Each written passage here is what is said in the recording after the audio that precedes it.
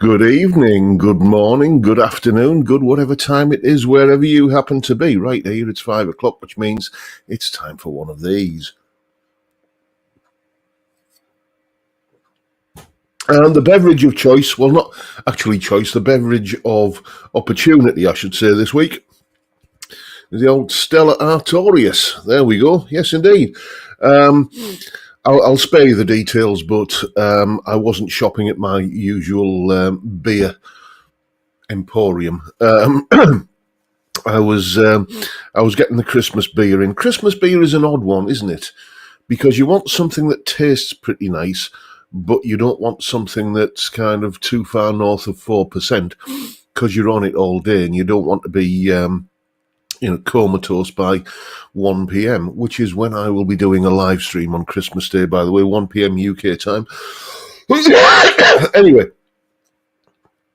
I was at a different place buying different beer, and this was on offer, so I grabbed a couple of slabs of it. And, excuse me. Yes, it's here again. It's Friday, and we're all gathered for an hour of chit-chat and nonsense and beer drinking. And, one particularly serious matter I want to bring to your attention this week concerning a guitar that should be here and isn't because of someone's dishonesty and treacherous behaviour. But I'll enlighten you more on that as we get into the stream. First of all, though, as is the time-honoured tradition, let's have a look and see who was first in and see who we've got in.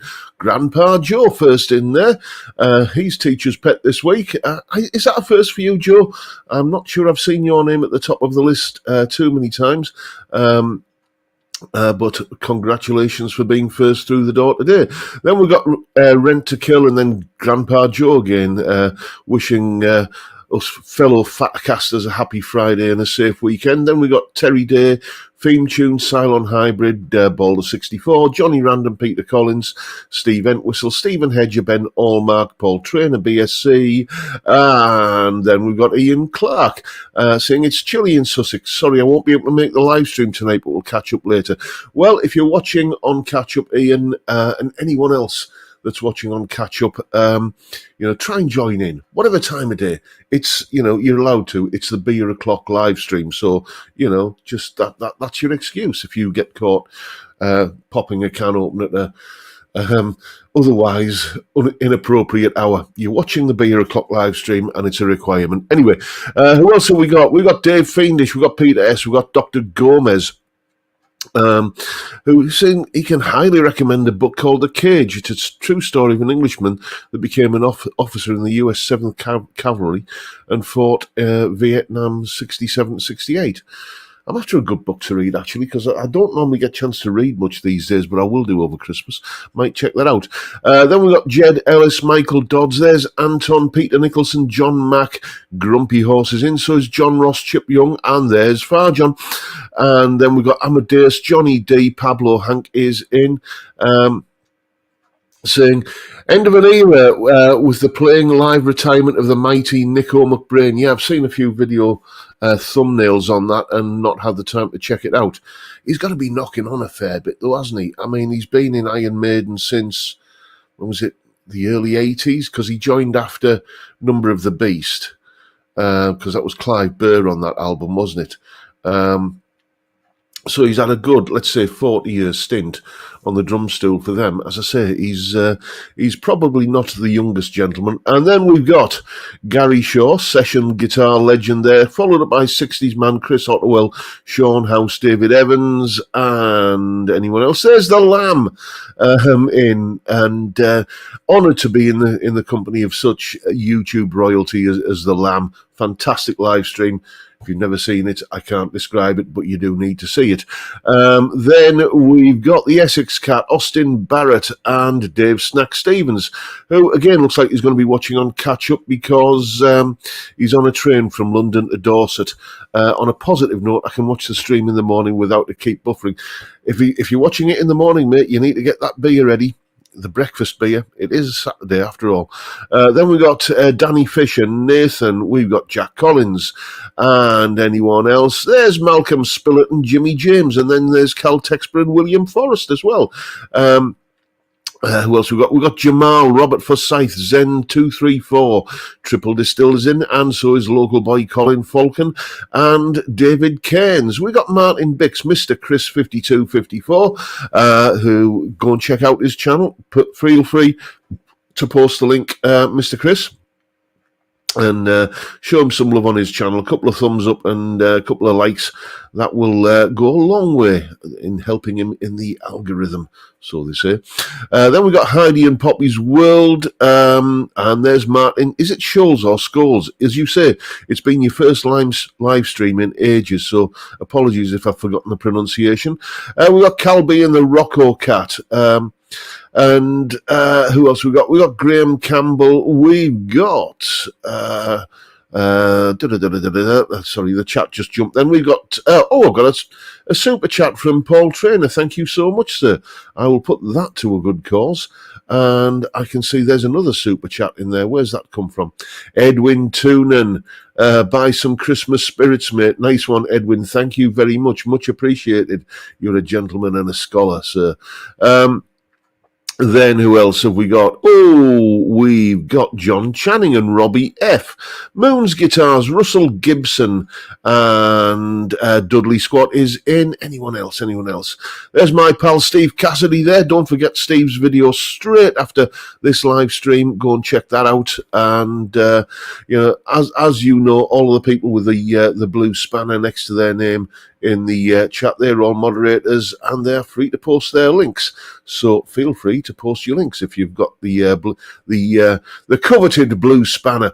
Then we've got IMA640. We've got Jay Aoyong, Marcel Konings, and Triple X Paps is there. That's a name I seem to recall. Truman Yule is in, and Jeff Crouch, and Mississippi Blues. And let's have a... Nichols 72 says Pablo Hank. Yes, he will be, won't he? He's cracking on a bit, as they say. And my pal Steve Hoggart is in. Nice to see you, mate. I hope you're on the beer as well. I know it is a favoured pastime of yours. Perhaps I shouldn't have said that.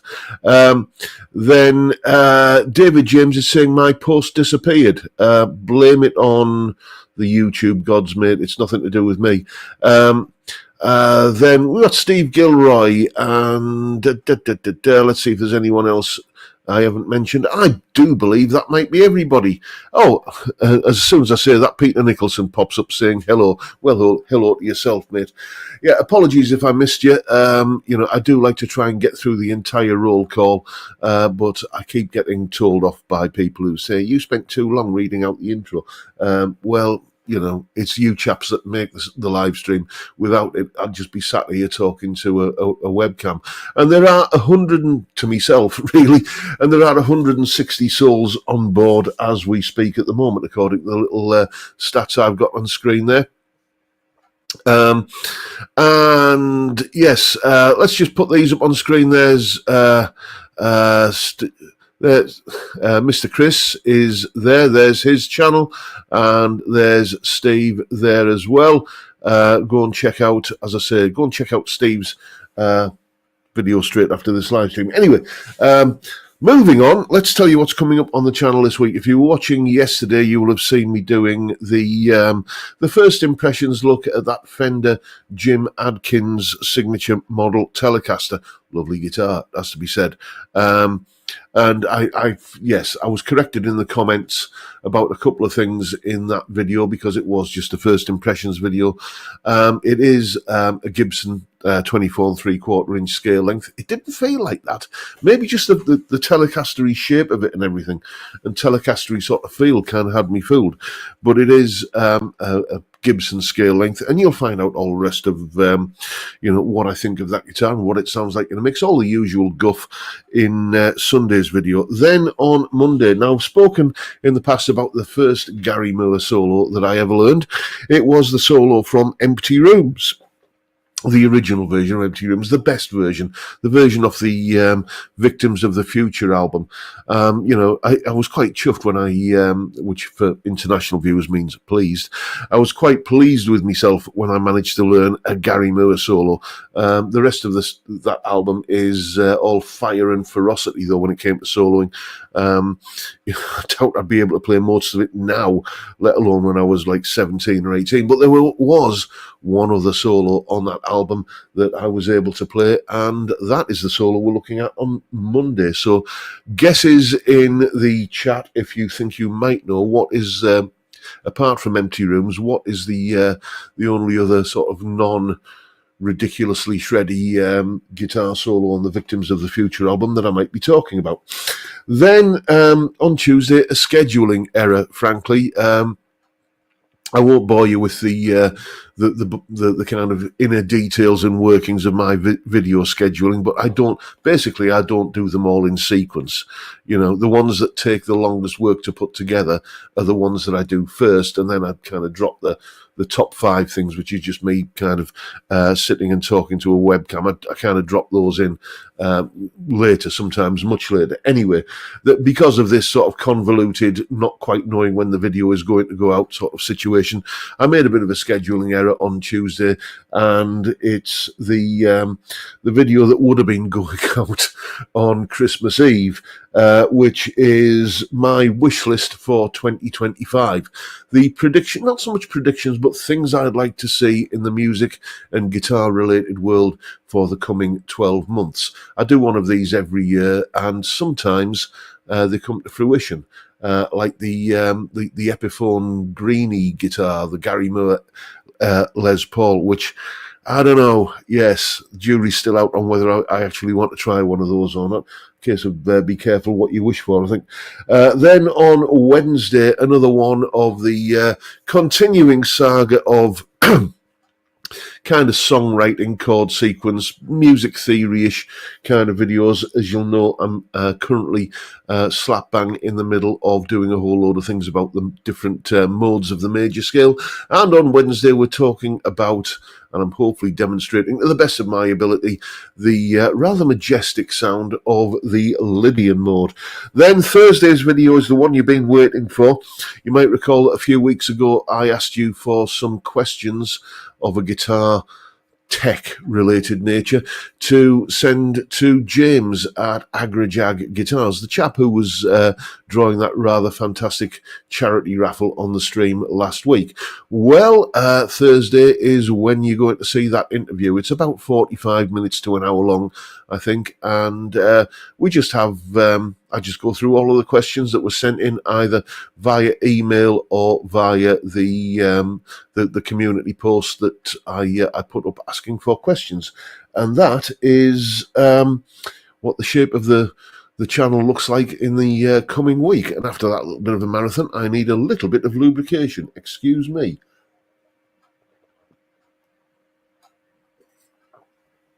Oh. First one never touches the sides, does it? Right, let's see what I've missed in the chat.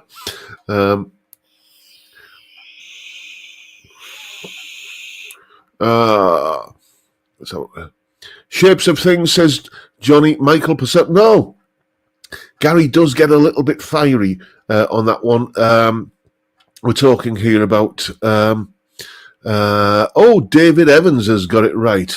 I think that's the one you're talking about. Yeah, it is the solo from Hold On to Love, which I still think of as being about halfway down side 2 of the vinyl version of the album. Isn't it queer how, isn't it strange, isn't it peculiar, I should say, how, you still tend to think of the physical position of where a certain track appears on an album when you first heard it on vinyl. Like I always still to this day think of Mother by Pink Floyd as being at the end of side 1 of The Wall. I think it's because it's the the first and last tracks are always the ones you remember, because those are the ones where you've got to kind of stand up, walk over to the turntable, lift the needle, flip the record over, put the yes. I know vinyl is having a bit of a resurgence at the moment, but I've decided not to participate. I lived through the misery of vinyl the first time around, and it's. I'm a fully paid up convert to streaming services. I still treat it like vinyl. I still listen to albums front to back for the most part. But it's I'm just not really into the whole thing of blue tacking a 2p piece onto the stylus to stop it jumping out of the groove whenever a motorbike goes past the front of the house, which I seem to remember doing that a lot. What else have I missed?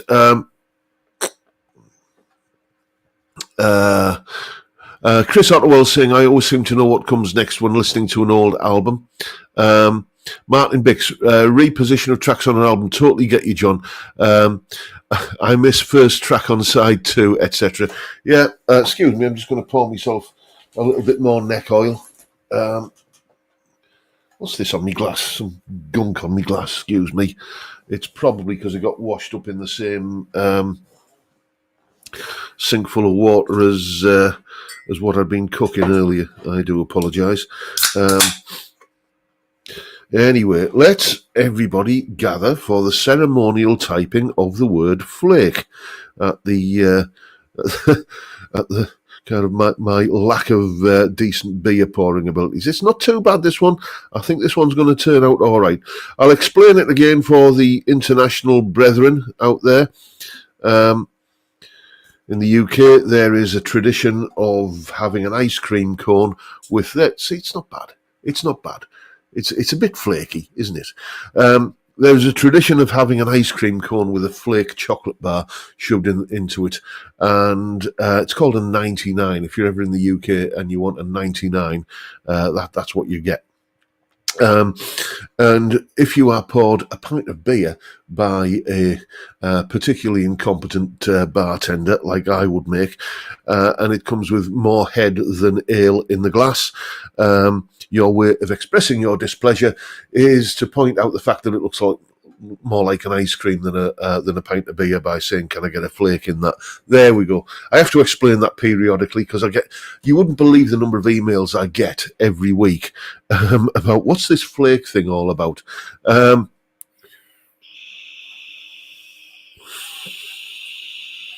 Carl B, what you saying there, mate? On Tom Petty's Full Moon Fever CD, there is a section where Tom cut in to take a moment for the folks with the records who had to flip it over to the other side. That's cute. I think I've heard that before from someone.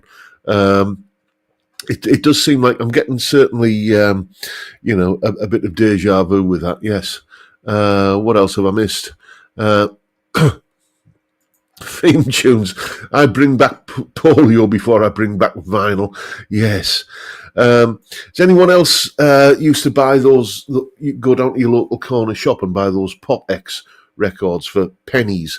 Basically, what it was that all 45 singles that had been taken out of jukeboxes and were pretty much kind of scratched and worn out and everything. You could go and buy them for a few pennies, like when a 45 RPM single was like £1 or something like that. You could buy 10 Pop X records for £1, and sometimes they weren't even scratched. It's that was, and then you'd play them once and put them onto a mixtape, and yes, happy days with the Amstrad stereo. Nick Shaw saying flexi discs on the mags. Yes, I remember those. There was a guitar mag. It was a guitar player that used to come with one of those. Fantastic. Steve Cassidy's saying apparently the cassette tapes have made a comeback now. Oh dear. Well, that's another level of misery I can live without. Mr. Chris is saying there was no middle in them. Yeah, you had to have that weird little kind of adapter, didn't you, to put them onto a standard record player. Yes, and I always remember, kind of having to hunt that down. It was always one of those things that was kept in the "where is it" drawer every house has a where is it drawer with all the kind of collected junk and things that you don't have a clue what it's for, but you know the moment you throw it out, it'll become an essential thing that you need to turn the water off or reconnect the electricity or something.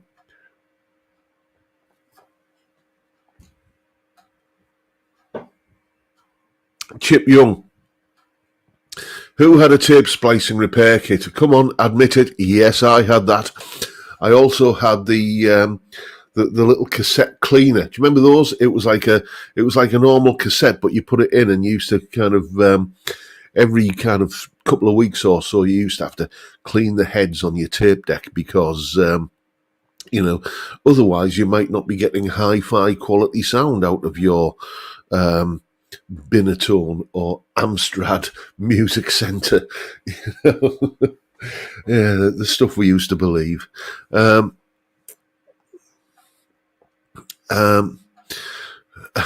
radiator bleed key, says Mr. Chris. Yes, we have our central heating in this house. It just seems to gulp in air from I don't know where, which, about the moment you put the heating on in this house from about, I don't know, back end of September through till, we're in Redcar, aren't we? So you put it on the back end on the heating on in the back end of September and you keep it on until roughly the back end of September.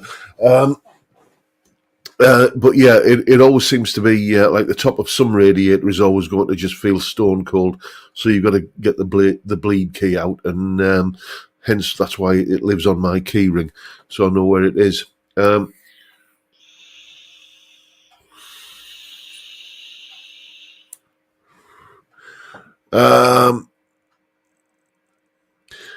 Cal B saying there's a movement to get back to owning the record you buy because with software is in the end user license agreement. I think that means you bought. Yeah, I can see that. But then again, I'm in the second half of my sixth decade on the planet.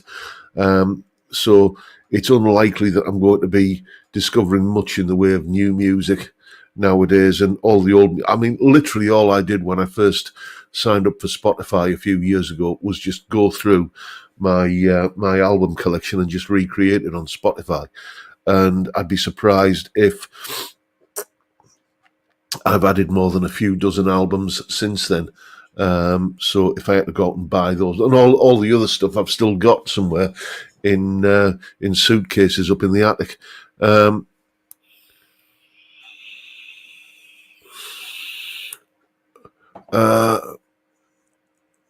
Peter Nicholson saying, John, put the heating on for the dig. We'll find the cool spot that needs fixing. Okay, you're probably talking plumber speak there, mate. I'm not sure I'm qualified enough to understand that. We just had to have a plumber in last week, actually, because our shower, after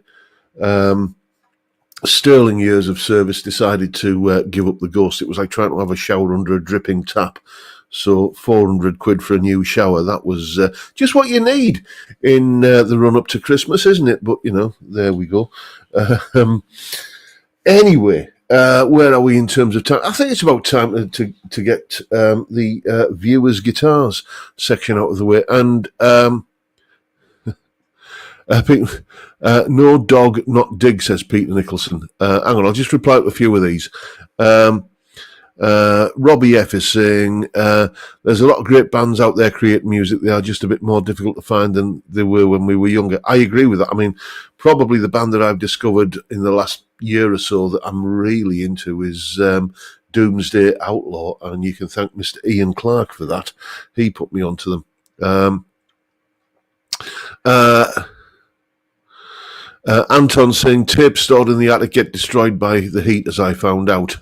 Yeah, well, it's all old CDs up there, mate, because we have those transitions, don't we? You go from vinyl and cassette to CD, and then from CD to MP3. I've got somewhere, there's a cupboard under there, down in that corner there, right in the corner of that desk there, with about half a dozen old hard drives on it that have got they're bursting at the seams with MP3s. I can't even think what's on there now. So I've got like all those, and then from MP3s to streaming. Anyway, let me just navigate to the relevant folder and we'll have a look at some viewers' guitar picks. We've got a few to look at this week. I'll just mention, if you have any pictures of guitars that you want to see featured in this slot on the live stream, then send them over. jrguitartuition@gmail.com. JR, those are my initials, Guitar Tuition, that's what I do for a living. That's all one word, jrguitartuition@gmail.com. Send your pictures over and they will go into the pile to get added to get featured here. And as I say, there is a little bit of a cautionary tale this week, but we'll deal with that when we get to it. So where are we? Share screen, and here we go. This one comes from Axe Pete. Now, Pete is the very talented chap that drew the caricature of me that you see in all of the thumbnails for all of my videos. He very just generously just did that and sent it to me, and I think it's an incredible likeness, and he's a very talented chap. And he's also got one of these. Now, I am tempted by one of these. This is an artist, and I forget the actual model designation, but we can see what it is. It's a Cherry 335. I had the artist twin humbucker Telecaster thing, TE59 or TC59. Really impressed by that. Just couldn't get on with the bullbucker pickups on that guitar, but then tried those same pickups again in a guitar loaned to me by a chap called David, who has loaned me a few guitars over the months and years I've been doing this, and like a Les Paul with those pickups in it, and it was fantastic. Had a little bit of an issue with the bridge, but overall I do like the feel of the necks on these artist guitars. So yeah, we'll see. I might have to check one of these out. Beautiful looking guitar, especially in that case. It just absolutely looks the part, doesn't it? Absolutely fantastic. Then this is from Cal B and the Rocco Cat. As you can tell, Cal B is a southpaw. He's one of the left-handed brethren amongst us, and this is his latest and newest squeeze, his PRS SE Custom 24. I must say, let's zoom in a little bit. I must say that I never liked the PRS racing pigeons, but since I own a guitar with them on now, I am learning to live with them. They are becoming just sort of part of the sort of the world that I live in. I still think the Moon inlays are better though. So there you go. Lovely looking guitar there, Cal. And what we got next? This is from David Roberts. This is one of the many acoustic guitars that he's got. And he sent me a few pictures over. This is his OLP, which OLP, that's the old Music Man sort of budget range, isn't it? Because they had Music Man, and then they brought out the budget range OLP, which stands for Official Licensed Product, and then they went to Sterling, and then there's the sort of the one below Sterling, which are the sub ones, yeah, I mean, it's from the Music Man stable. You just know that's going to be an absolute doozy of a guitar to play. Music Man necks are like nothing else. They are just superb to play on. Then we've got Derek Clacton's Parts Caster. I mean, you just know you're going to pick that guitar up and have fun with it, don't you? It's got the Fender headstock there. The probably one of the water slide transfers that you can get from, or maybe it's a Fender neck. Derek did say it in the email, but unfortunately I've forgotten. Yeah, that is, just file that guitar there under solid, versatile workhorse. You just know that's going to be a fantastic guitar to play and do all the right things with. Lovely looking guitar, mate, in a fetching shade of fabric conditioner blue. And another one from Dr. Gomez, who sent me a load of pictures of his guitars a few weeks ago, well, probably a little bit longer than that. Harley Benton Fusion. with added Tone Rider generator pickups. I don't know. I haven't checked out the generator ones, but with a name like Generator, you tend to expect that they're going to have something of to be somewhere on the hotter end of the output spectrum. Yes, as you will find out in the video that's coming up on Tuesday about my wish list for 2025, these Harley Benton Fusion guitars did, I think they're a significant benchmark, because before these came out, how many budget guitars had stainless steel frets and roasted maple necks? I can't think of any, and they proved that it could be done at a price point that wasn't, kind of lottery win sort of money. Anyway, what we got next? Yes, this one here. Please take a good, long, hard look at this serial number. The serial number of this guitar, as you can see, is J202112281. I'll give you that again so you can write it down if necessary, because this is rather important. J202112281.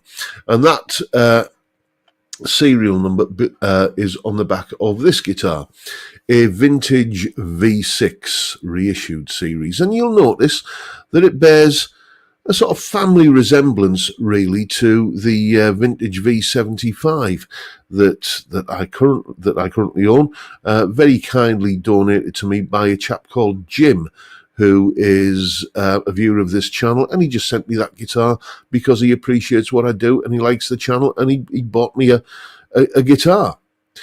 Well, he also got me this one, and it's not here. And the reason it isn't here, well, let me give you the chain of events for this. I'll come back to you while I talk this, and we'll get back to the viewer's guitar picks in a moment. The reason that guitar isn't here is because he sent it via parcel force. And it was coming to the northeast of England from Northern Ireland. And in a very, very ambitious short time scale, it was showing on his tracking information as having been delivered. So he got in touch with me and said, "What do you think of the guitar? Did you receive it?" "What guitar?" says I. Anyway, it turns out that the guitar, needless to say, had not been delivered. So we left it a few days, and then he got in touch with Parcel Force, and they'd changed their tune a little bit. Apparently the guitar hadn't been delivered. It had been returned from whence it came, because the delivery was failed, apparently. And given that he was the one who sent it, he said, "Well, no, it hasn't been returned to me." "Oh, no, it's been returned to Amazon." And they produced paperwork and a printout to show that the guitar had indeed been returned to Amazon. The guitar had no connection with Amazon whatsoever. And I'm reading between the lines here, but just tell me, how easy do you think it would be for someone at Parcel Force to accidentally return, to first of all show a guitar as having been delivered to its destination, and then when that turned out not to be the case, to then say, "Oh no, it was redelivered back to Amazon instead"? How easy or difficult do you think that would be to accidentally trigger that chain of events? I'm being a bit cynical here, I know, but I think it was probably not that easy. I think it was done deliberately. And why would someone do that deliberately? Why would someone log a parcel as having been returned to Amazon when it was just had no connection to being an Amazon, and already having said it's been delivered to the intended destination, i.e. me? I think that guitar has been stolen. And I'm going to put my neck on the block here and say it has been stolen by an employee of Parcel Force, probably at their Northern Ireland end of the operation. If you recognise that serial number, let's put it up again. Here we go. Let's share the screen and show that serial number. There's the full frontal of the guitar, and there is the serial number. If you know anyone that has a brand spanking new vintage V6 Strat copy with that serial number, then they are probably involved in some nefarious activity. Please write that serial number down: J202112281, and keep an eye out for that guitar.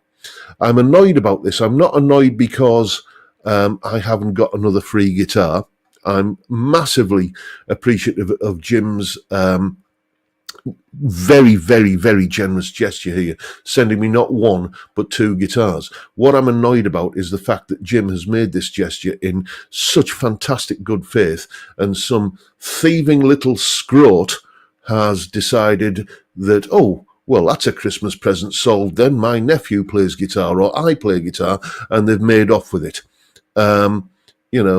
So keep an eye out for that guitar, and let's see if anything comes of it, and I'll keep you posted. Anyway, shall we get back to the pictures of the guitars which have been sent in by some very, very nice people, unlike the scumbag who's buggered off with this one. Anyway, what have we got here? We've got another Telecaster style guitar from Len McIver. There's another Lencaster, which you can see he's got a Hipshot B bender on here. And yes, it does indeed have a neck pickup. It's a little bit difficult to see against that tortoiseshell pickguard. You have to love a tortoiseshell pickguard, don't you? And as you can see, EMGs and a B bender. Again, that's just going to be such a fantastically versatile guitar. Lovely stuff. And then this is one of Fiend Tunes', I think this is his latest acquisition, an Echo Ranger 12-string. How many people have played an Echo Ranger in their day? I think I've been in bands with at least two or three lads who've owned one of these. Not the 12-string though, and these are that rarest of all things when it comes to an acoustic guitar, a bolt-on neck. Apparently, I think this guitar, or not this particular one, but this model of guitar was used on early Genesis recordings, also Mr. Theme Tunes reliably informs me.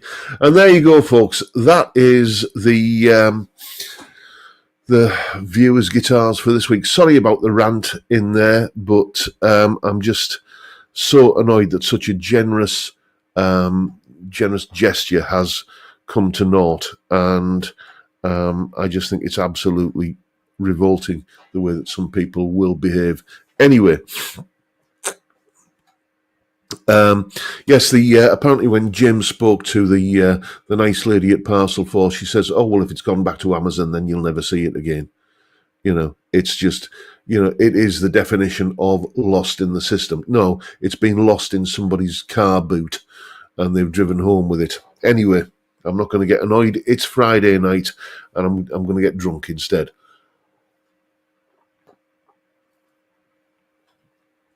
Cheers, everyone. What have I missed in the chat while I've been ranting?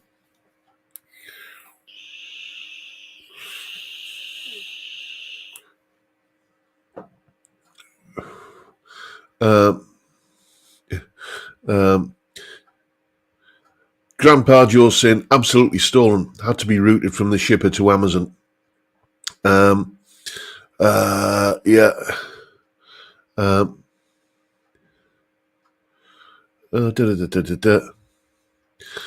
Triple distilled, not much hope, but maybe someone will identify the guitar. That's what I'm hoping for. I'm hoping that whoever has this guitar, because I know a fair few of you lads are on like Instaface and and Twittergram and all that kind of stuff, which I don't bother with. But if you could share that serial number, hopefully you've written it down by now. If you could share that serial number around and get the word out.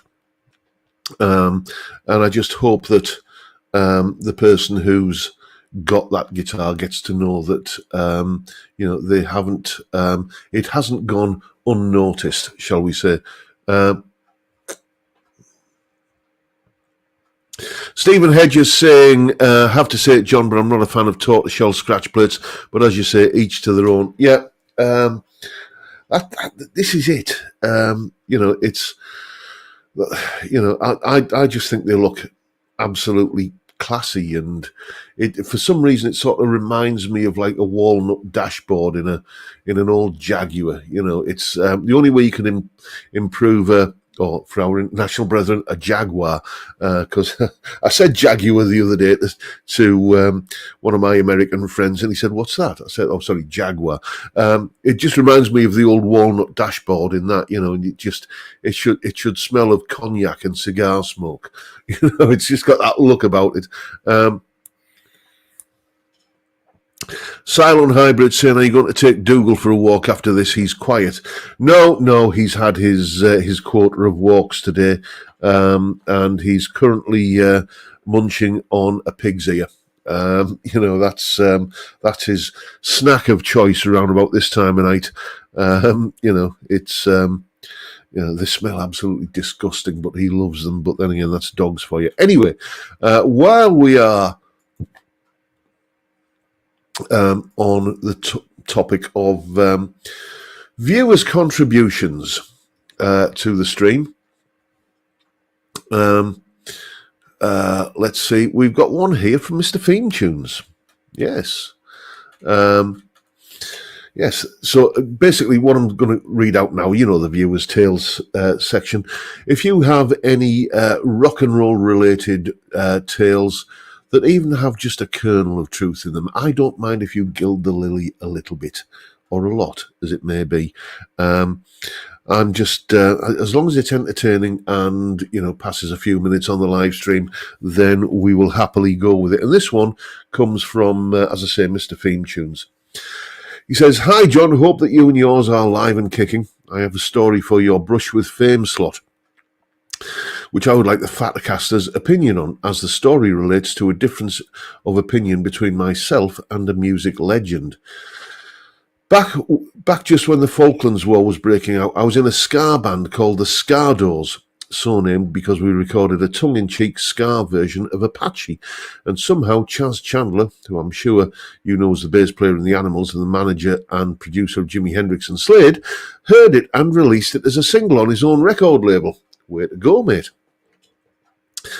Anyway, next thing you know, we're doing an album at his studio, which he is executive producing. I have to admit that I had a wonderful 6 weeks or so hanging about the studio and the pub behind it, rubbing shoulders with other legends that would pop in, getting bought a pint by Noddy Holder, etc., puffing lots of electric woodbines, yes, I think we've all done that in our time, and regaling anecdotes from Chaz about a life lived and going to clubs and the like with the Beatles and other luminaries. Anyway, the only fly in the ointment was when we were recording a track which I had written called Grooving Power, and it resulted in a 5-hour argument between Chaz and myself over the middle eight.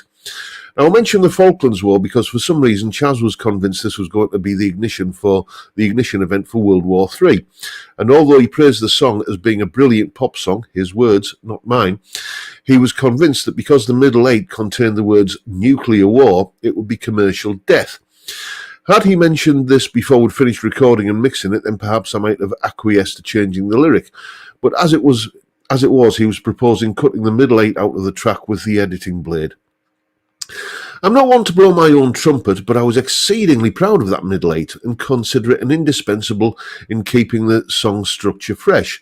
I'm also normally allergic to confrontation, but still, as I said, I spent the next 5 hours fighting for my middle eight.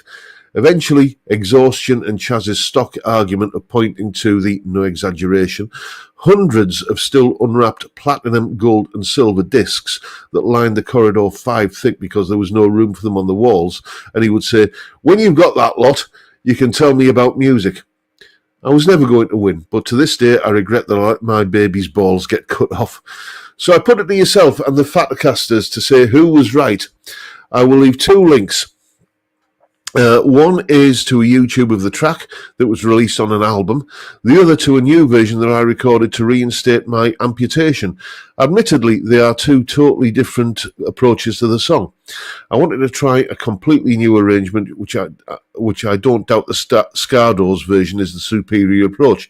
But the structure is there, and sufficiently to tell which of us was right in regarding the middle eight. Incidentally, 2 weeks after the argument, the magnificent Duran Duran went straight to number one with the song Is There Something I Should Know, which contained the lyric, You're about as popular as a nuclear war. There you go. Lovely little story from Mr. Theme Tunes. I don't have the links to hand, but what I will do is I will post them in the comments section to this. I'll put them as a pinned comment straight after the live stream is finished, or as close to straight after as I can. So check back in an hour or so, and the links will be there, and you can vote. I might even put a poll up on the community section which version you think was right. Was Chas Chandler right to demand the amputation of that somewhat controversial, allegedly middle eight? So there you go. If you have any stories, they don't have to be as long as that, and they don't have to have any brushes with rock luminaries like Chas Chandler. But if you have any stories of that nature, just some kind of tangential brush with the great and the good. I don't know. Maybe you were waiting tables and you served a rock star and they turned out to leave you a ridiculously fantastic tip, or maybe they were a complete arsehole. I don't care. It's a story, and I want to hear it, and so do the rest of the crew. Anyway, chaps, I'm just going to finish this beer and refill. Flake time again. Let's see if I can get this one a little bit more civilized. Here we go. I'm always conscious that when I'm pouring this beer, I'm doing it so I can do it on camera. And that means I'm pouring beer directly above my keyboard. Which, what could possibly go wrong with that? Oh, yeah, keep an eye on the glass, John. Now, this is a little bit healthier, isn't it? This isn't quite so flaky. Cheers, everyone.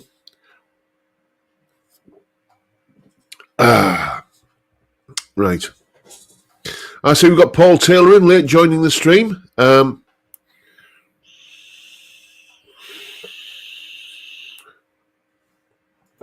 Jay Aoyong is saying, blimey, don't even know what a middle eight. What's a middle eight? It's usually an 8-bar section somewhere in the middle of the song, which is neither a verse nor a chorus. What would be a good example of a middle eight? Help me out, chaps, in the chat. Let's give Jay Aoyong a fantastic example of a middle eight from a song. Something he will like. So you can say, when this song, you know this song, so when it goes to that bit, that's the middle eight. I'm just thinking of one now, and yeah, it's New Kid in Town by the Eagles. The bit that comes after the guitar solo in New Kid in Town, after the guitar solo, and before the chord change. Ian Mason saying, another name for a bridge. Yeah, it can be called that. I tend to tell my students, though, that when you're talking about the bridge of a song, it's a pretty fluid sort of term. Some people will use the term bridge as another word for the pre-chorus. You know, you got a verse and then you got the bit that comes before the chorus, the sort of the on-ramp to the chorus. Yes, every breath you take, says Pablo Hank. You know, you've got the sort of, essentially, the chord sequence from Stand By Me by Ben E. King, which is kind of dressed up in a fancy suit for most of the song. Every breath you take, but, you know, since you're gone, I won't try and sing it, but that bit in Every Breath You Take, brilliant example of a middle eight. Gary Arnold saying Americans don't call it a middle eight. I will take issue with you there, mate, because I remember an old Leonard Bernstein documentary on TV. It was that long ago. It was in black and white, and he was explaining the anatomy of a pop song, and he referred to a middle eight in that documentary. And I'm pretty sure Leonard Bernstein was an American.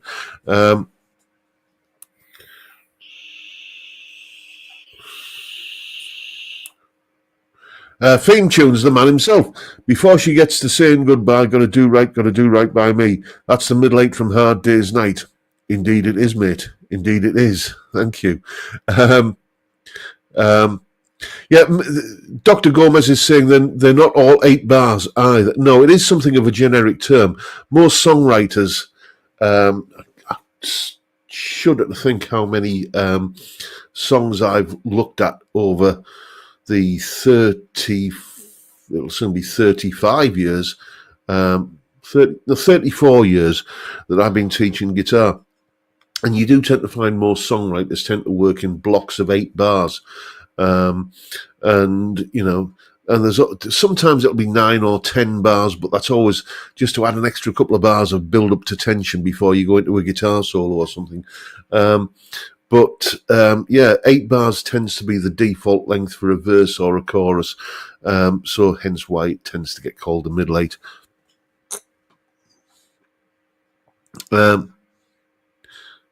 Michael Pacellicin, did We Can Work It Out by the Beatles have a middle 8? I don't know. You put me on the spot, mate. It's like I'd have to kind of listen to the song in my head and go through it. Michael Purcell is saying it's all the songs that use that term. I once worked with a songwriter that didn't even use the word chorus for the chorus of a song. I used to work with a songwriter that, a lyricist rather, that used to call it the refrain. Are we going to go to the refrain after this verse? Now there was a guy who'd sort of grown up on a diet of the Great American Songbook. Life is very short, and there's no time. Yes, indeed it does. Let's have a look. See what else I've missed. Graham Reeves saying, my auntie worked in a chemist shop in South London and sold a packet of condoms to John Lydon just as the Sex Pistols were getting well known. Ribbed and strawberry flavoured, so I was told. That's a weird story to be told by your auntie. I'm not sure what the family dynamic is there, mate. I'm not sure I want to know, to be honest with you. But, any story that starts with my auntie told me and then there's reference to strawberry flavoured ribbed condoms is, shall we just say, let's draw a veil over that.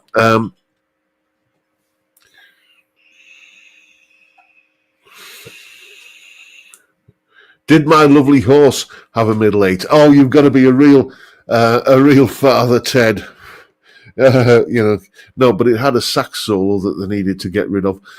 You've got to be a real Father Ted fan to know that one. Just it's too long to explain, but just Father Ted was a fantastic, probably one of the best situation comedies that's ever been on British TV, and there's an episode where they decide to enter what is clearly the Eurovision Song Contest with a song called My Lovely Horse, and comedy ensues. Yeah, fantastic.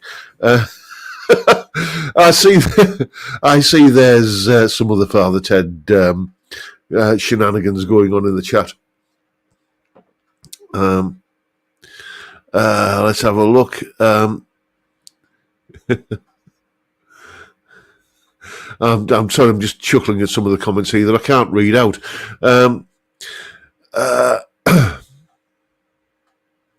J. Ao Young is saying, heard it called a refrain before. 14th December 2024 is the first time I've heard the term middle 8. It's only the 13th, mate. It's Friday the 13th today.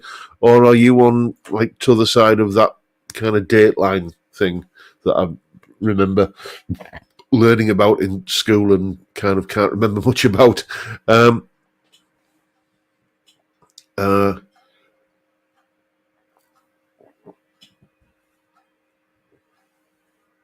What else have we got? We're into the dying 5 minutes of the game here, so I'm just going to try and find something to riff on for a minute or two. Dr. Gomez is saying middle 8 is purely a British term. The Americans call it a bridge. I refer you to my answer some moments ago, sir, about the great Leonard Bernstein referring to it as a middle 8 in a I think, was it a Horizon documentary or something like that? Certainly it was in black and white, and it's if ever you get the chance to see those, they crop up every now and again if you've got access to the Sky Arts channel. Those old Leonard Bernstein documentaries where he's just basically speaking without notes to a live audience in the room, and he's got usually kind of an orchestra there, and he'll just kind of say, and Beethoven would have done it like this, and then just cues up the orchestra to kind of play it when he's fantastically, one of those kind of natural raconteurs and storytellers that can just hold the room with, when somebody's talking about a really dry and complex subject, but in such a way that even people who aren't necessarily aficionados of that subject can feel entertained by it. So yeah, and they're probably up on YouTube, so just check them out. Leonard Bernstein talks or documentaries or whatever. Johnny D's seen some of them. The West Side Story one with the opera singers is stellar. I remember that one, mate. I remember that one. Malcolm Spillett saying, I should be going to my monthly acoustic gig tonight, but the pub cancelled it at 5:15 p.m. yesterday. Something more profitable came up, presumably. Yes, well, pubs are they've got to kind of do everything at the moment, aren't they? The pub industry is struggling for various reasons that we won't necessarily go into here because it would degenerate into a political punch-up, and it's the one thing I want to try and I don't want to go near that in this particular channel because very easy to fall out over, isn't it? Anyway, chaps, I'm going to call time on here. Steve Cassidy, don't forget his video straight after mine. He's doing his first ever pedal review, and I'm going to watch that because I know he's not really a pedal guy, so it should be enlightening, shall we say.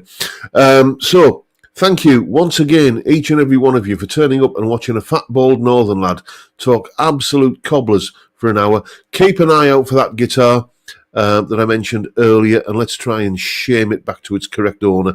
And I'll leave you with that. So thank you once again.